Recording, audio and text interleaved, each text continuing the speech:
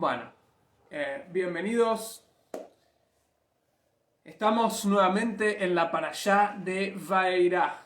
Baruch atah Adonai Eloheinu melech haolam she'akol nהיה bidbaro. Amén. Un minutito, vamos a silenciar. Nos olvidamos de eso. Nos encontramos en la parashá de Vaeirá. Estamos llegando a Pesaj. ¿Sí? Un segundo, silencia a todos. Estamos de a poquito llegando a el momento de la salida de Egipto. Hasta que llegamos a este momento, pasaron cosas, como se dice. Hubieron ciertas cosas que estaban sucediendo dentro de Am Israel. Una de estas es al finalizar la parashá pasada, la parashá de Shemot. Moshe se acercó al faraón, llegó ahí a lo del faraón, le habla al faraón y el faraón, en lugar de invitar a los Yehudim a salir, abrir la puerta de la cortina de hierro, levantar la esclavitud y permitirles recuperar la libertad y salir de Egipto, ¿qué hace el faraón? Multiplica el trabajo, multiplica la dificultad del trabajo. Hasta ese momento ellos recibían la materia prima. A partir de ese momento no reciben más la materia prima. Esto no es un detalle menor. Imagínense que ellos tenían una cantidad de ladrillos, de bloques diarios que tenían que producir a diario.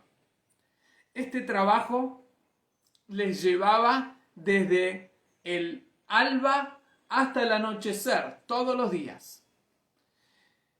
De repente, ellos tienen que mantener esa cantidad de bloques, pero también tienen que ir y conseguir solos la materia prima.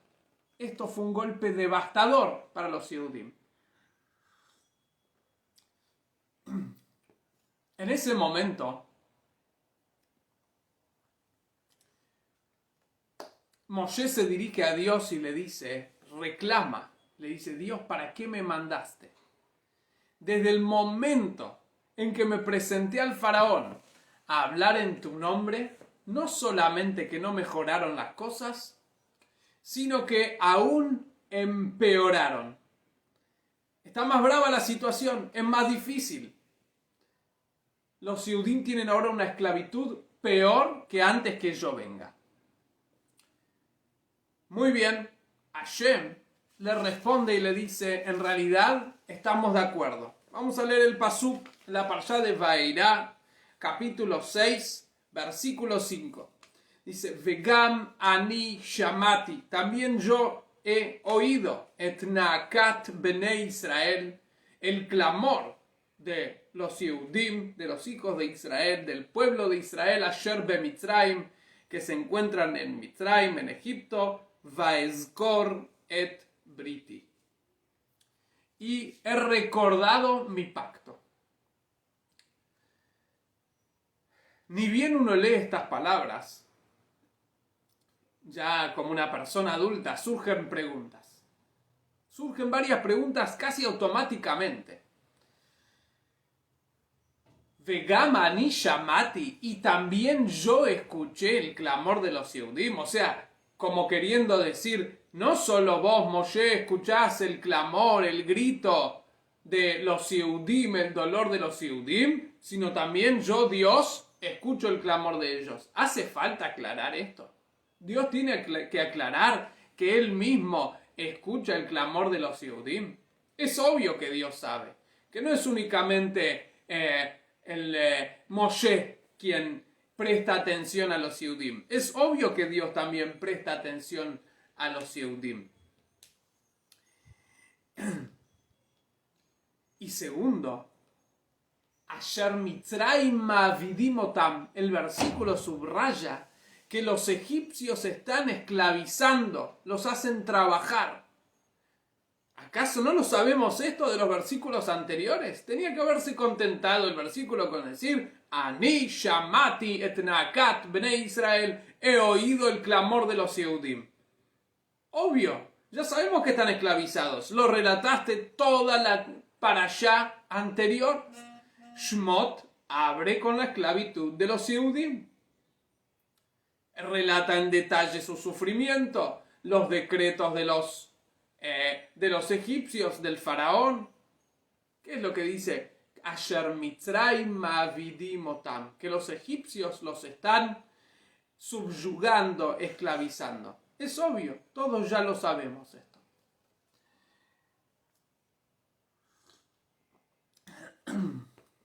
Muy bien. Estas son las dos preguntas que vamos un poquitito a ver hoy. En realidad, este versículo se trata en el Talmud desde un ángulo absolutamente diferente. En la Gemara, Brajot, tratado de Brajot, en el primer capítulo hay una discusión sobre el dolor. ¿Qué es el dolor? O mejor dicho, cómo sobrellevar el dolor. Vamos a ver una conversación entre dos grandes luminarias de Am Israel sobre el dolor. Uno de ellos es Rabbi Yohanan, el famoso Rabbi Yohanan. Rabbi Yohanan es uno de los sabios del Talmud ya, o sea, de lo que llamamos Gemara, no la Mishnah, sino la Gemara. Él es el editor del Talmud Yerushalmi. El Talmud, sabemos que el Talmud tiene dos composiciones. Una que se desarrolló en Israel y otra que se desarrolló en Babilonia, en la época de los romanos. El Talmud de Israel, por respeto a Jerusalén, a pesar de que no vivían en Jerusalén, se llama Talmud Yerushalmi, Jerosolemita. El Talmud de Babilonia, Talmud Babli. El Talmud de Jerusalén se terminó de editar y se cerró, se compiló y se cerró 100 años antes que el de Babilonia. ¿Quién es el que cerró, editó, compiló el Talmud de Jerusalén, o mejor dicho, de Israel? Rabbi Yohanan. Rabbi Yohanan vivió casi 100 años, desde el 180 de la era común nuestra, desde la cuenta que cuentan en el calendario gregoriano hoy en día, hasta el 279, ¿sí? Casi 100 años, 99 años vivió. Pero tuvo una vida muy, muy difícil, dolorosa. Antes que él nazca, falleció su padre. O sea, nunca conoció a su padre.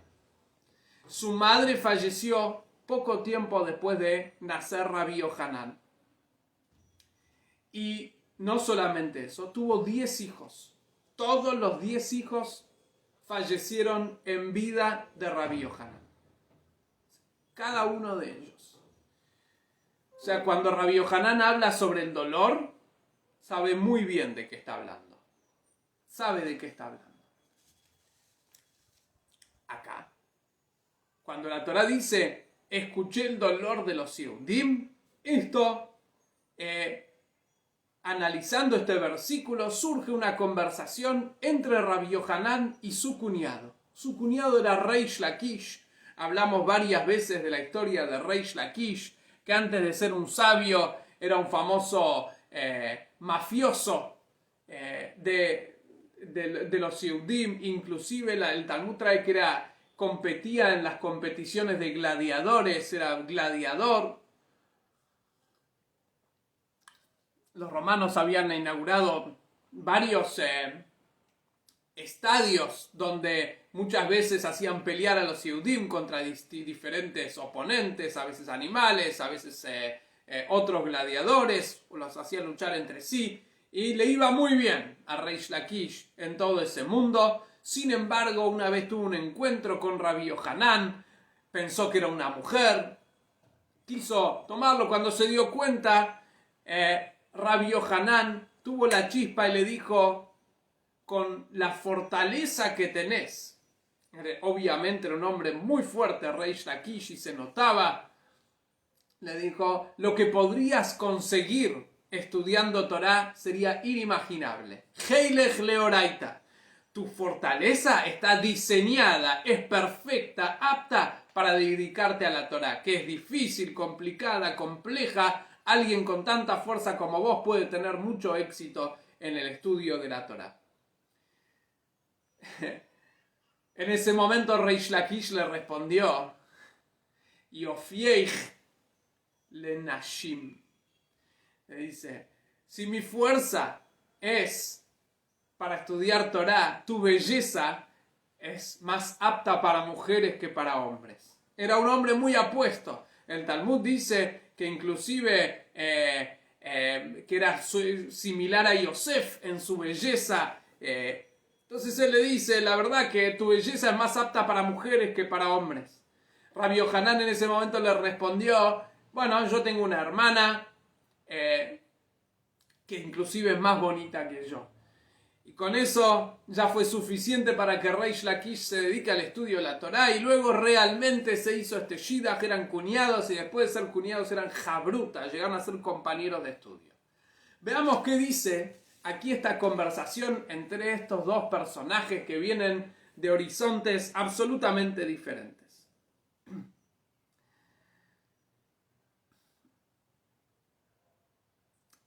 ¿Sí?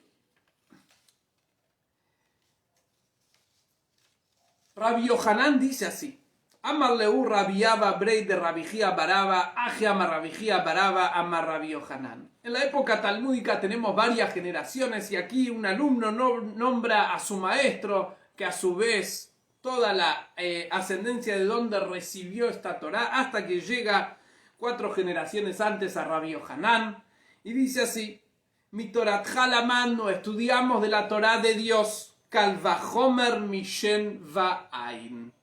Un estudio lógico talmúdico de Shen y Ain, de un diente y de un ojo. ¿Qué quiere decir esto? De un diente y de un ojo.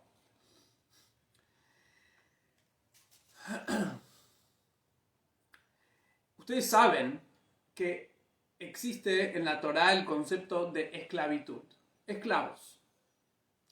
Estos esclavos obviamente eran diferentes a la esclavitud en otros pueblos, pero seguían siendo esclavos. A la vez tenían ciertos derechos. Uno de los derechos que tenían era que el patrón no tenía permitido castigarlos físicamente. En general, en el mundo, los esclavos eran objetos.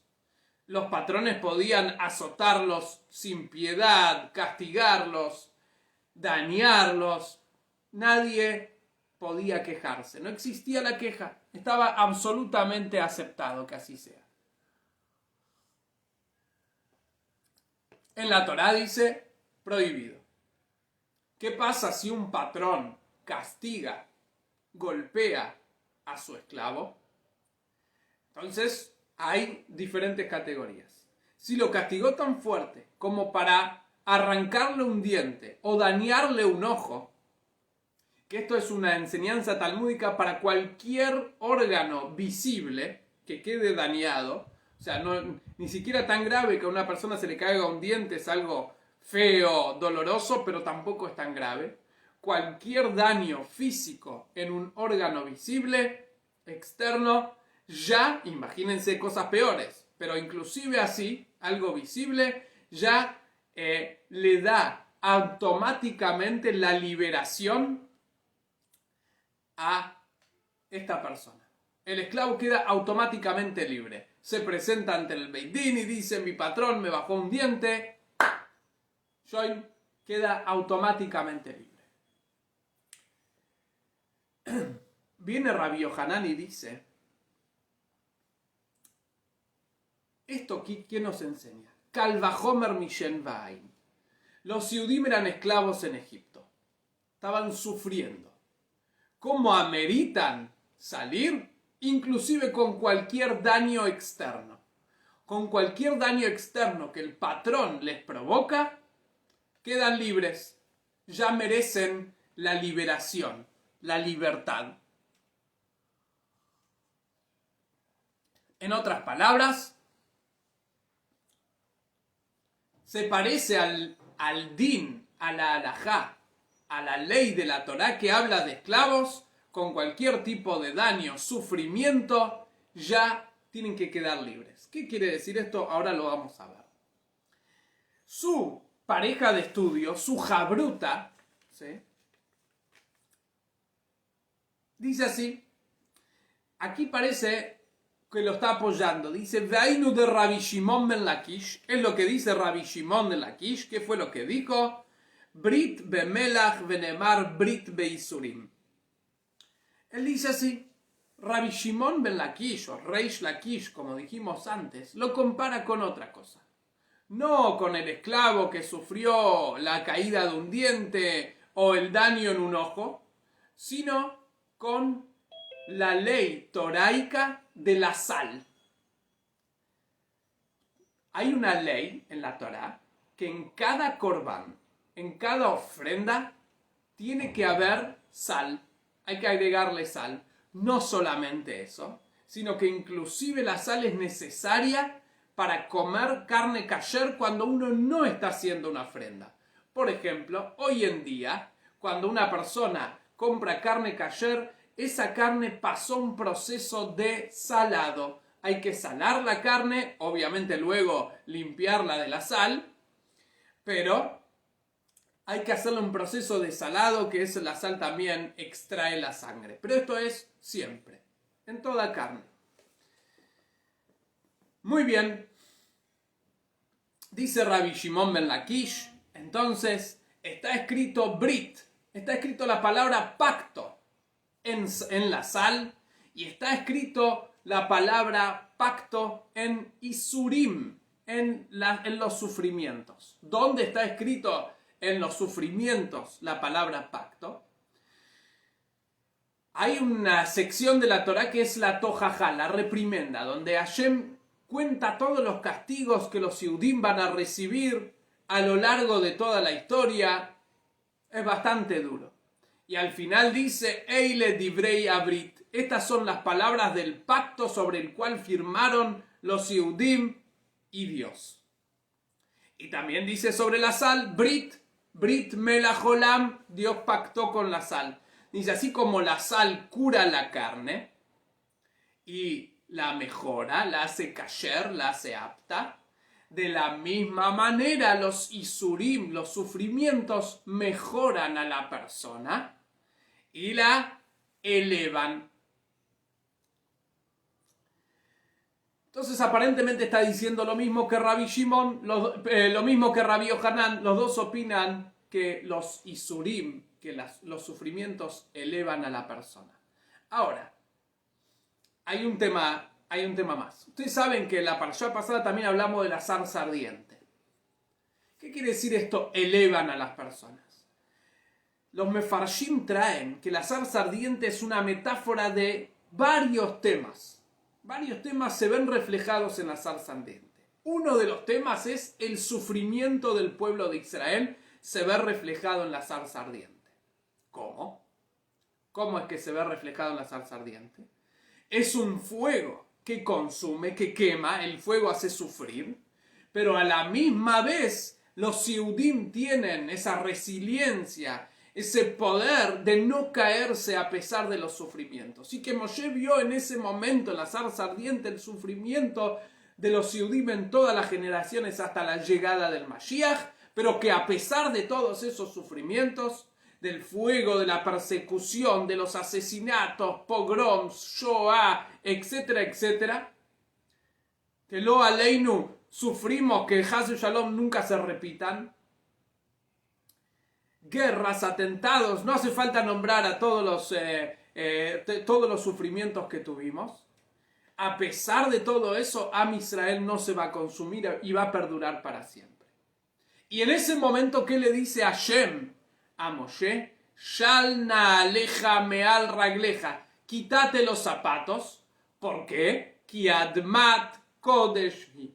Porque es un suelo santo. Estás parado en un lugar santificado. ¿Qué tenía de santificado ese lugar? Todavía no había sucedido nada. Es más, los jajamim, los sabios exégetas dicen, ese era el monte Sinai, por eso era un lugar santo. Pero la realidad no es así. El monte Sinai no es un lugar santo de Am Israel. Fue santo únicamente por unos días. Cuando se entregó la Torá, se convirtió en un lugar santo. Ni bien finalizó la entrega de la Torá, no es más un lugar santo.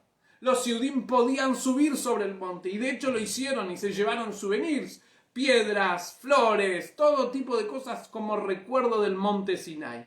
Entonces, ¿qué es lo que Hashem le dice aquí en el monte Sinai? Quítate los zapatos, es un lugar santo. ¿Santo de qué manera? ¿Sí? Un segundito, ahí vengo.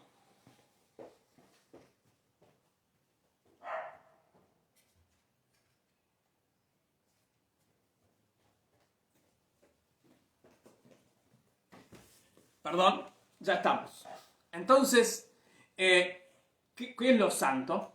Y aquí hay una enseñanza increíble. Cuando uno ve sufrimiento, alguien que sufre está santificado. Alguien que pasó por sufrimientos está en un nivel superior hasta tal punto que le decimos no racionalices, no le expliques. No expliques por qué sufre. No quieras darle una excusa, una racionalización, únicamente respetar. Shalna aleja, cuando uno ve el sufrimiento de una persona que pasó por sufrimientos, por isurim, por tarot, por penas y aflicciones, lo primero que tiene que hacer es quitarse los zapatos, o sea, respetarlo, mostrar respeto por ese sufrimiento. Eso es lo primero. Cuando Hashem le muestra a Moshe el sufrimiento de los Yehudim, le dice, y ahora sacate los zapatos. Cuando ves a alguien sufrir, esa persona está elevada. Y es lo mismo que está diciendo aquí Rabbi Yohanan y Rabbi Shimon ben Lakish.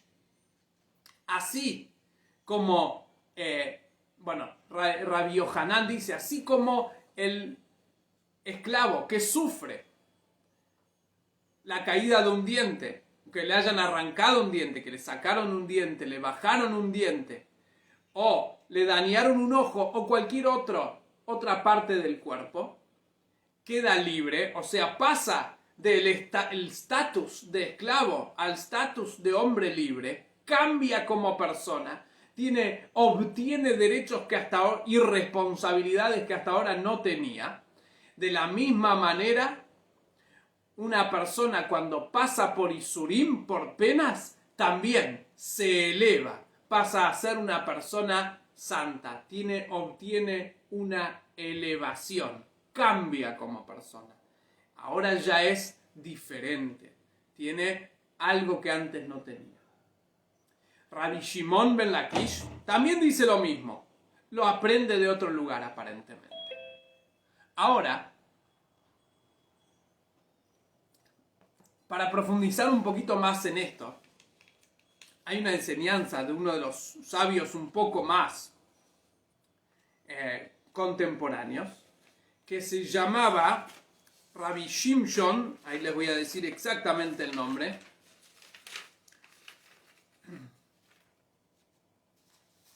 Rabbi Shimshon de Ostropolie, así lo llamaban, Rabbi Shimshon de Ostropolie. Este Rabbi Shimshon de Ostropolie nació en el año 1599 y murió bajo las hordas, fue asesinado por las hordas de Khmelnytsky en los años 1648 y 49. ¿Sí? Taj Betat. Él nació en Polná, en Polnoe, hoy en día creo que es Polonoye, algo así se llama, y murió en donde asumió como rabino, que era Ostropolia. Hoy en día creo que es en Ucrania, no sé, ustedes me van a corregir. Él trae, justamente él habla sobre los sufrimientos, ¿no? Y él dice así: en realidad, Rabbi Yohanan y Rabbi Shimon ben Lakish no están de acuerdo, están discutiendo.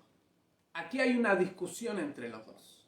No es que ambos opinan lo mismo, porque en el Talmud nosotros preguntamos, si los dos opinan igual, ¿por qué uno lo aprende de un versículo y otro lo aprende de otro versículo? Que lo aprendan ambos del mismo versículo. Si Rabbi Shimon ben Lakish está de acuerdo con Rabbi Yohanan, ¿por qué no lo aprende del mismo lugar? O sea, de el esclavo que sufre la caída de un diente o el daño en un ojo. ¿Por qué no lo aprende de ahí? Y tiene que traer otro versículo, que es el pacto de la sal y los korbanot. ¿Por qué? ¿Por qué tiene que traer otro estudio?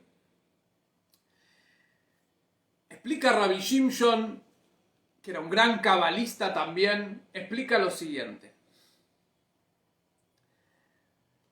Aquí hay una discusión entre los dos. Ustedes saben, para profundizar un poquitito la ley del esclavo, es verdad que cuando el patrón le daña en un diente o en un ojo, queda libre, pero con una condición: que haya sido a propósito, intencional. Si fue inintencional, sin querer, el esclavo no queda libre.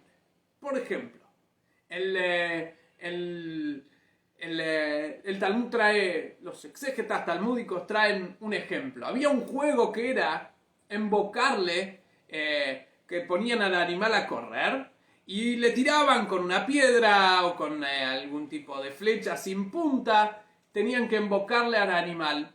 Y así se pasaban jugando y divirtiéndose las personas en esos tiempos. Hoy hay otro tipo de diversión, hay celulares, hay otras cosas, se puede divertirse de otras maneras.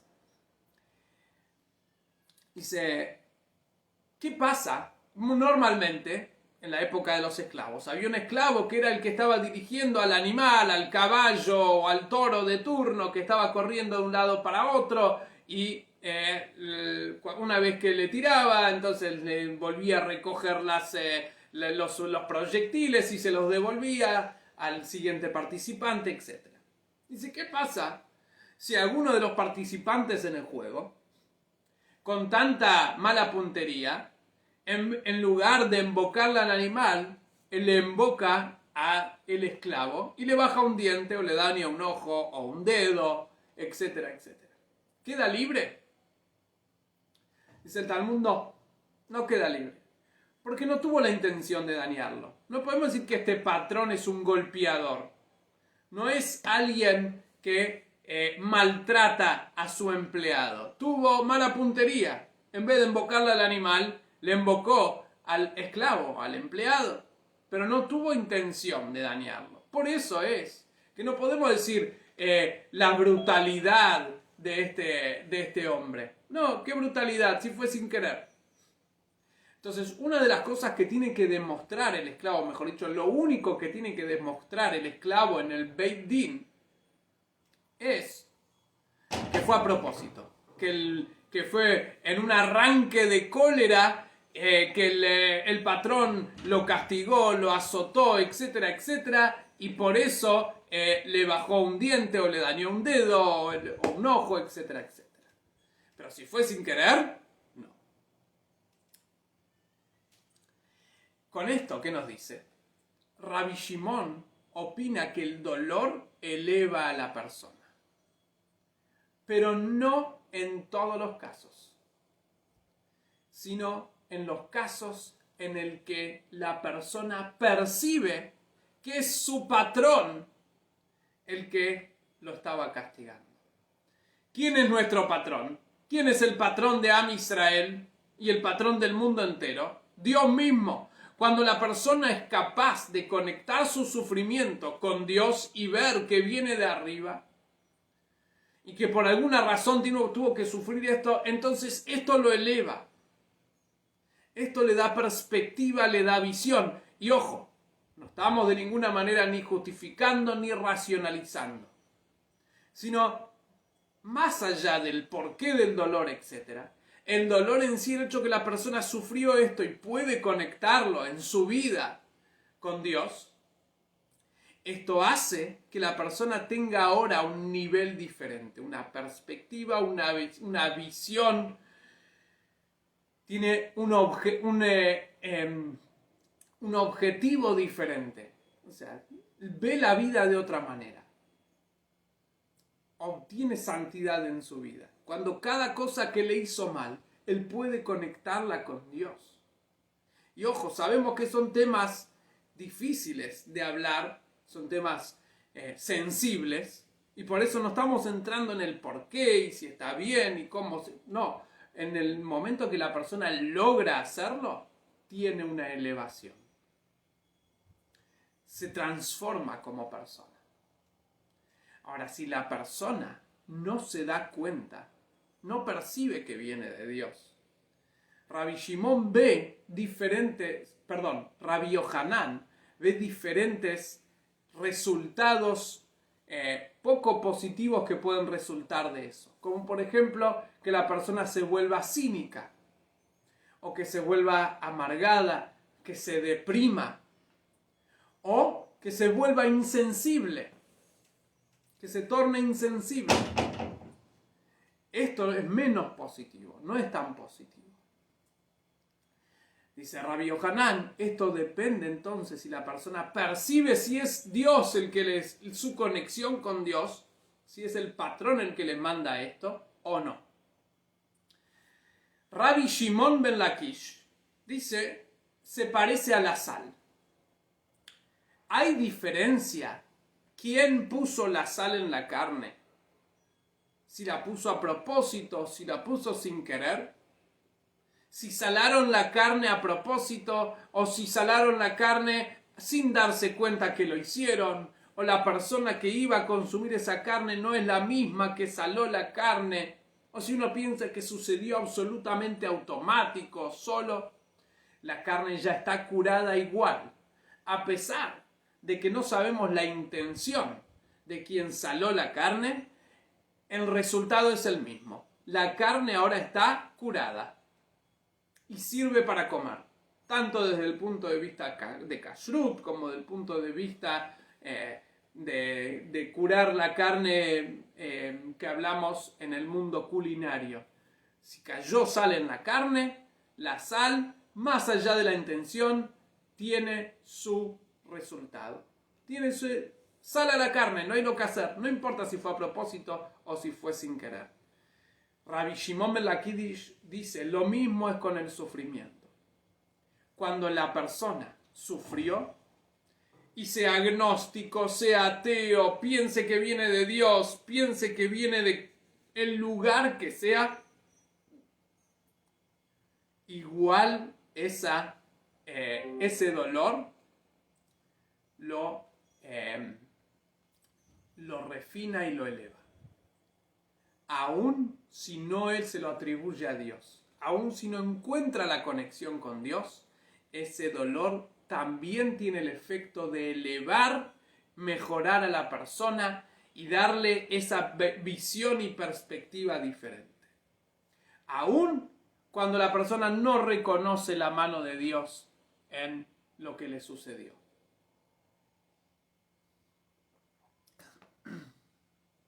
Y esta es la discusión entre Rabbi Shimon y Rabbi Yohanan. Ahora vamos a entender otro pasaje especial del Talmud.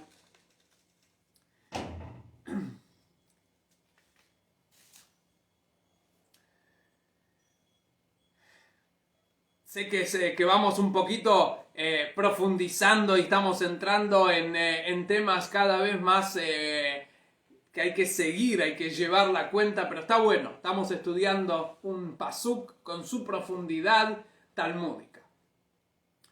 ¿Por qué es de que un esclavo sale libre y la Torá lo expresa en el ojo y en los dientes, a pesar de que es en cualquier órgano visible que fue dañado, eso también lo torna libre. ¿Por qué la Torá utiliza estos dos ejemplos? Sobre esto opinan el Gaón de Vilna y el Rebbe de Sochachov, etc., que hablan sobre este tema y es realmente muy interesante. ¿Quién inventó la esclavitud? ¿Cuándo fue que nosotros encontramos en la Torá que surge la esclavitud? Esto es en la época de Noaj. Cuando finalizó el Mabul, terminó, el mundo está nuevamente seco, abren la teibá, salen, Dios les permite salir, comienzan la nueva vida. ¿Qué es lo primero que hace? Noaj planta un viñedo. Y ahí inventó el Fabrengen, inventó el concepto del Kiddush. ¿Sí? Pero parece que se le fue la mano. ¿Qué tal, Adri? Se le fue la mano y como no estaba solo, en el Fabrengen estaba solo, no había nadie con quien hablar y que lo acompañe, entonces pues, se tomó todo solo él y se emborrachó. Estaba ebrio a un punto que no se daba cuenta de lo que sucedía alrededor de él. Y quedó completamente desnudo en la tienda que estaba. ¿Y quién se presentó? Su hijo o su nieto, de acuerdo, depende del Midrash. Ham lo ve y sale a avisarle a sus hermanos afuera. ¿Qué dice el versículo? Vayar, y vio, y después dice Vayaged, y le habló, le contó, le relató a sus hermanos, Bajuts, que estaban afuera. O sea, él pecó con dos cosas, con su visión al ver, y también con su habla que es los dientes. Cuando uno tiene dientes de esa forma puede darle forma a las palabras que dice. Inclusive si no salen de los dientes ayudan a hablar, a cortar las palabras. De esta manera vemos de que Ham pecó con la vista y con los dientes, con la boca. ¿Y cuál fue la maldición de Noaj a Ham? Eved avadim ihye le'ejav.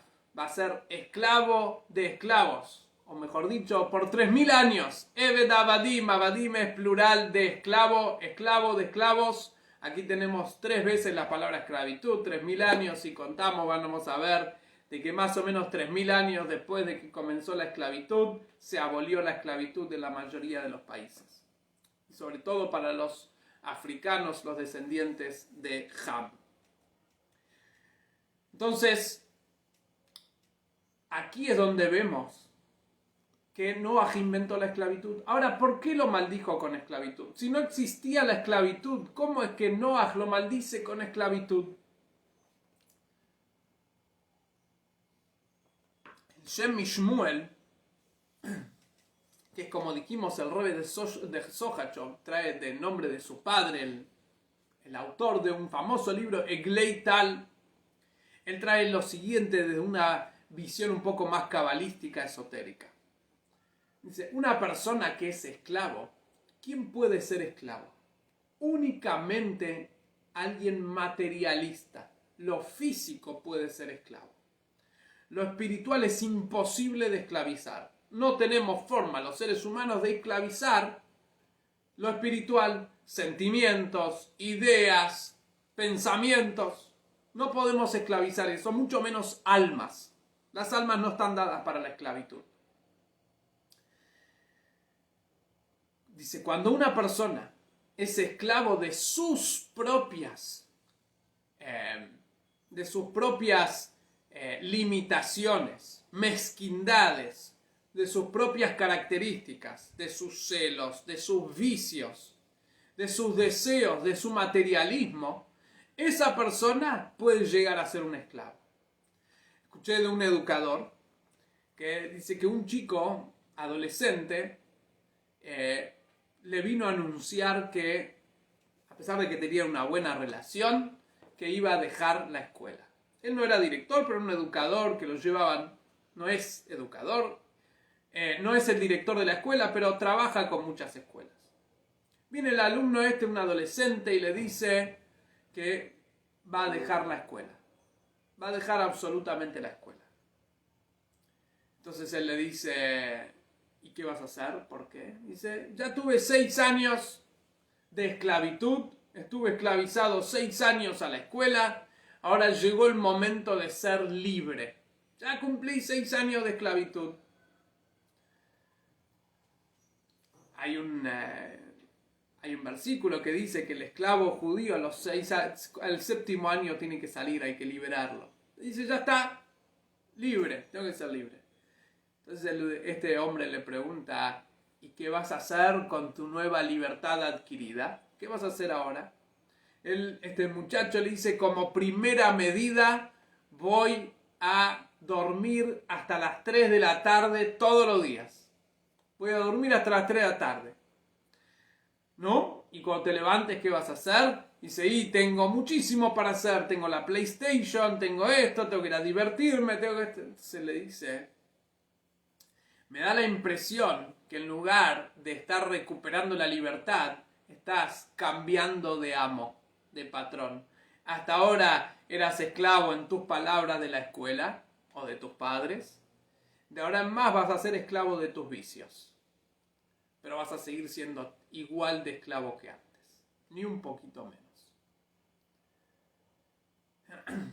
No sé cómo terminó la vida de este muchacho.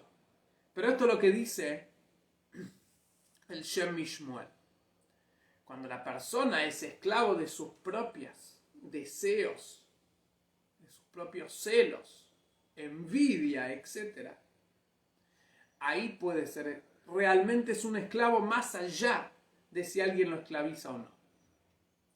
Cuando Noaj vio, y esto en ese momento sí era un hidush, una novedad, de que Ham era esclavo de sus vicios, de su lujuria. Si alguien quiere observar el Midrash, cuáles fueron los motivos de él para despreciar a su padre y lo que sucedió en ese momento, se va a dar cuenta de que Ham era esclavo de sus lujurias y vicios, mezquindades, envidias, avaricia.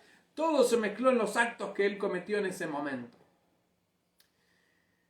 Noaj lo que hizo fue decir, sos esclavo, entonces la consecuencia de tu esclavitud personal va a ser una esclavitud también física. Van a llegar a la esclavitud física también. Y le reveló lo que estaba sucediendo en su interior, también iba a suceder en el exterior. Ahora, ¿cómo se puede refinar esto? Si Ham pecó con sus ojos al observar a su padre en ese momento y con su boca al relatarlo y contarlo de forma despectiva, despreciar a Noaj, entonces cuando esas dos cosas sufren, los ojos o los dientes, entonces se refinan, se elevan, se lavan. Y por eso el esclavo, que es la maldición de Ham, cuando limpia, lava, refina sus ojos o su boca, entonces sale de la esclavitud. Tiene la oportunidad de salir de la esclavitud.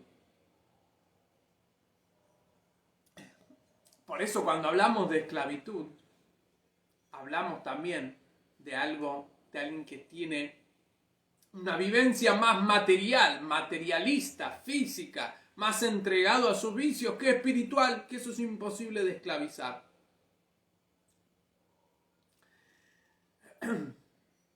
Muy bien, volvamos un poquito a lo nuestro. Entonces, ya sabemos por qué es de que es liberado el esclavo cuando sufre en sus ojos o en su boca.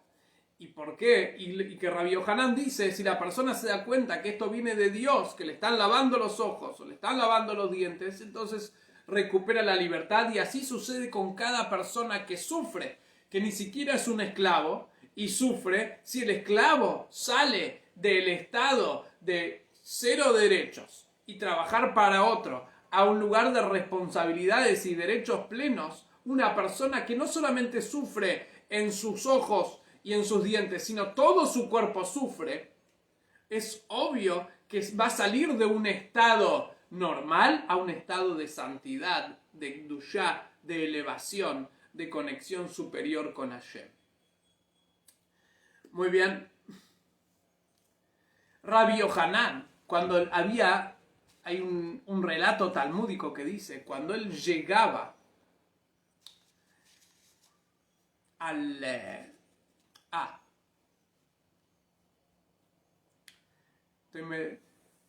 cuando él llegaba al versículo que dice, ahí se los voy a leer, dice, Veayaki timtzena oto raot rabot vetzarot. Él decía así, también hay un versículo en la Torá que dice así, será en el futuro, Hashem le dice a Moshe, si no me equivoco, en Azinu, cuando lo encuentre en diferentes aflicciones, ahí se va a acordar de volver en Teshuvah. ¿Sí? Pero esto va a tener todo un proceso, al principio tal vez no se va a dar cuenta. Dice así, Kitimtzena oto, cuando lo encuentre, una metzíe es un hallazgo, algo que la persona encuentra, que no sabe de quién es, de dónde viene, de dónde sale.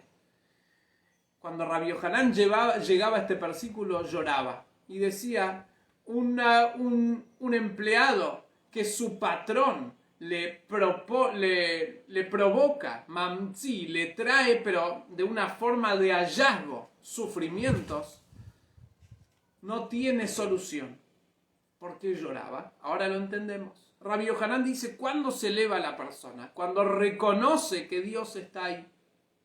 Ahora, si no reconoce y piensa que es el mundo, que es la vida es dura, la vida es triste, pero no tiene que ver nada con Dios, ni con algo espiritual, ni más profundo, entonces está sufriendo por sufrir. Y eso no lo mejora. Eso no le provoca ningún bien en su vida. Y entonces, ¿qué solución tiene? No tiene ninguna solución. Y por eso lloraba Rabbi Yohanan cuando llegaba a este versículo. Y lo mismo vemos en nuestra parashá. Y ahora vamos a llegar un poquito al desenlace. ¿Quién piensan que tiene razón? ¿Rabbi Yohanan o Rabbi Shimon? ¿Cómo quién decidimos? ¿El sufrimiento a la persona lo eleva en cualquier caso, así él reconozca que viene de Dios o no? ¿O únicamente si reconoce que viene de Dios, como dice Rabbi Yohanan? ¿Cómo quién queda la Torá? ¿Cómo quién opina Dios mismo?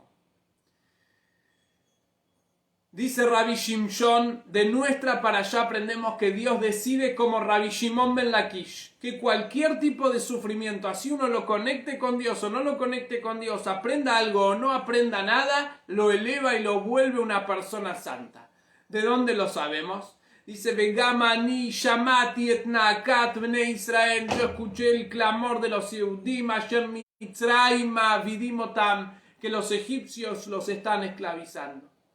Dice, yo, Dios, escucho también el clamor de aquellos judíos que piensan que su sufrimiento es por los egipcios, que no tiene que ver con la promesa de Abraham, que no va a haber libertad después, que no existe Dios, que son agnósticos o se creen agnósticos, que no creen en nada o ateos. También el clamor de ellos lo escucho.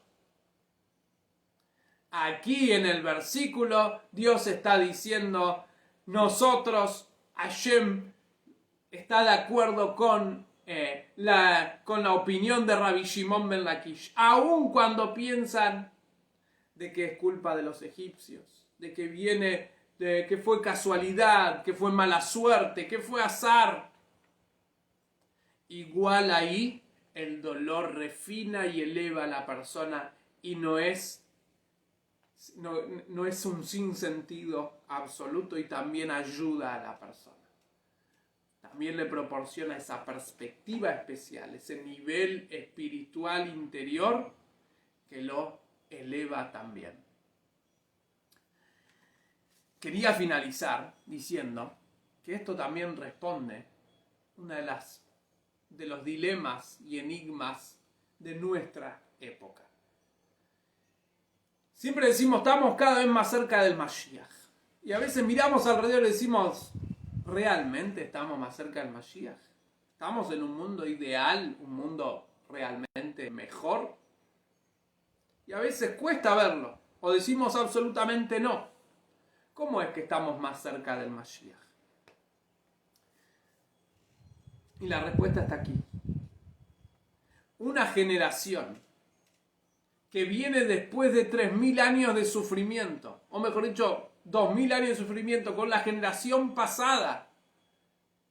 Un sufrimiento que por primera vez en la historia de Am Israel alguien quiso exterminarlo por el solo hecho de exterminarlo y casi lo logra. ¿Sí? Con la Shoah, donde no era ni territorial, ni por la fe de las personas, sino para eliminar a los Yehudim físicamente. Un sufrimiento insoportable.